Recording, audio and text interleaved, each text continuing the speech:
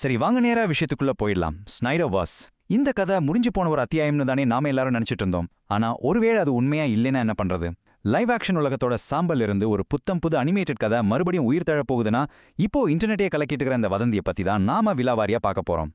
இத கேளுங்க. இதுதான் இன்னைக்கு ஒவ்வொரு ரசிகர் மனசுலயும் ஓடிட்டு இருக்கிற கேள்வி.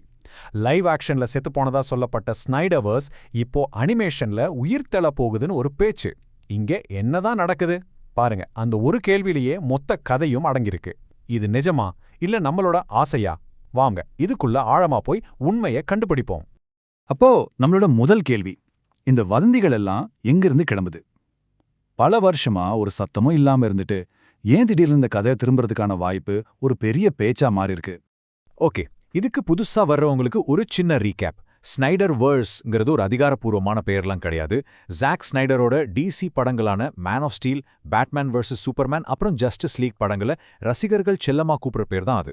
அதோட அந்த டார்க் டோன், பிரம்மாண்டமான கதைக்களம், அப்புறம் பார்த்த உடனே இது ஸ்னைடர் படம்னு சொல்ற மாதிரி ஒரு விஷுவல் ஸ்டைல், இதுக்காகவே இது ரொம்ப பிரபலம். இது வெறும் ஒரு சினிமா யூனிவர்ஸ் இல்ல, இது ஒரு எமோஷன். பல வருஷங்களா அந்த எமோஷனுக்கு ஒரு உறுதியான, பலருக்கு மனதை உடைக்கிற மாதிரி ஒரு முடிவு கிடைச்சதா தான் எல்லோரும் நம்பினாங்க. ஜஸ்டிஸ் லீக்கோட ஸ்னைடர் கட் பெரிய போராட்டத்துக்கு அப்புறம் ரிலீஸ் ஆனதும் ஸ்டூடியோ ரொம்ப தெளிவாக சொல்லிட்டாங்க, அவ்வளோதான், கதவு சாத்தப்பட்டது. லைவ் ஆக்ஷன் கதை முடிவுக்கு வந்துருச்சு, ஒரு முற்றுப்புள்ளி வச்சாச்சு. சரி, மூடின கதவை இப்போ யாரு தட்டுறது?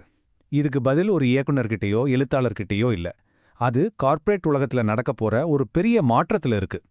இந்த வதந்தி வெறும் ரசிகர்களோட கற்பனை இல்ல, இது ரொம்ப பெரிய பிசினஸ் நகர்வுகளை அடிப்படையா வச்சு வருது. கேம் சேஞ்சர் இதுதான். பாரமவுண்ட் நிறுவனம் வார்னர் பிரதர்ஸை வாங்கலான்னு ஒரு பெரிய பேச்சு அடிபடுது. சரி, அதுக்கும் இதுக்கும் என்ன சம்பந்தம் நீங்க கேட்கலாம். ஏன்னா புது ஓனர்கள்னா புது பாஸ் பழைய முடிவுகளை பார்த்து ஒருவேளை இதை நாம வேற மாதிரி பண்ணலாமோன்னு யோசிக்கிறதுக்கு நிறைய வாய்ப்பு இருக்கு. நிர்வாகம் மாறும்போது கிரியேட்டிவ் முடிவுகளும் மாறும் இல்லையா? இந்த ஸ்லைட் அதை ரொம்ப அழகா விளக்குது பாருங்க. ஒரு பக்கம் கடந்த காலம், பழைய நிர்வாகம் லைவ் ஆக்ஷன்ல ஸ்னைடர்வர்ஸை முடிச்சு வச்சது. இன்னொரு பக்கம் மனசு இருக்கிற ஒரு புது வாய்ப்பு, ஒரு புதிய நிர்வாகம், ஒரு வேற கதவை திறக்கலாம், ஒரு அனிமேஷன் கதவை. இது பழையன கழிதலும் புதியன புகுதலும் தான், ஆனா ஒரு பிளாக்பஸ்டர் ஸ்கேல்ல நடக்குது. சரி, ஆனா இதுல என்ன பெரிய விஷயம்?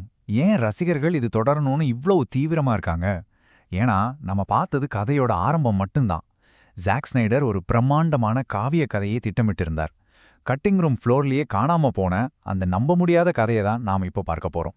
அவரோட திட்டம் இன்னொரு படத்தோட முடியறதா இல்ல, அது ஒரு முழுமையான 3 பாக காவியம். இந்த ஐகானிக் ஹீரோக்களுக்கான ஒரு முழுமையான பயணம். கிட்டத்தட்ட லார்ட் ஆஃப் த ரிங்ஸ் மாதிரி நினைச்சுக்கோங்க, ஆனா சூப்பர் ஹீரோக்களோட. ஜாக் ஸ்னைடர்ஸ் ஜஸ்டிஸ் லீக்ங்கிறது அந்த 3 பாக காவியத்தோட முதல் பாகம் மட்டும்தான். இந்த காவியம் எப்படி கட்டமைக்கப்பட்டிருந்ததுங்கிறது தான் இங்க ரொம்ப சுவாரஸ்யமான விஷயம். நம்ம பார்த்தது முதல் பாகம், அதாவது டீம் ஒன்னா சேர்றது.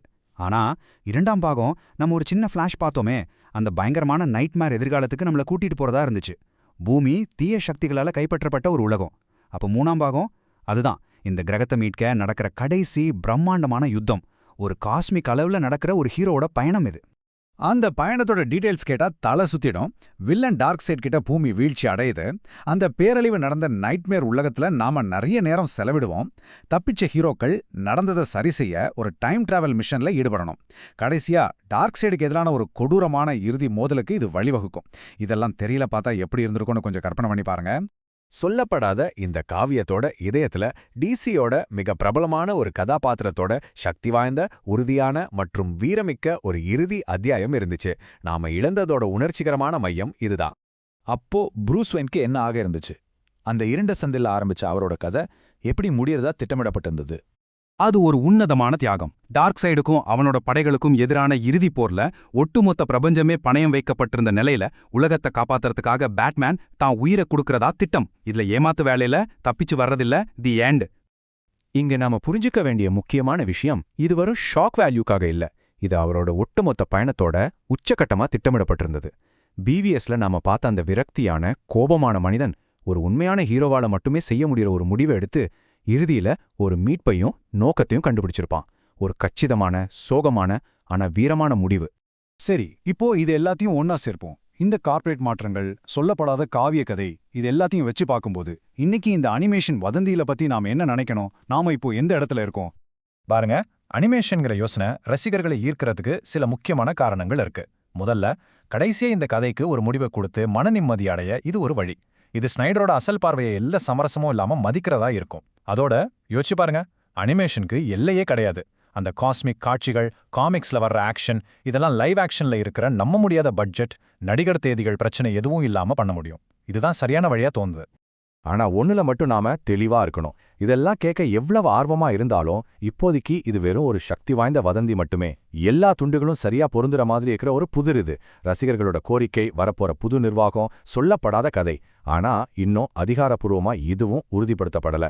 இது சூழ்நிலையால தூண்டப்பட்ட ஒரு நம்பிக்கைதான். கடைசியா நம்ம கிட்ட இருக்கிறது இந்த ஒரு பெரிய கேள்விதான். ஒருவேளை இது நிஜமா நடந்தா அனிமேஷன்ல இந்த கதையை தொடர்றது சரியான வழியா?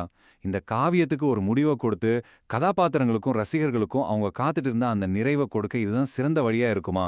இதை பத்தி நீங்க என்ன நினைக்கிறீங்க?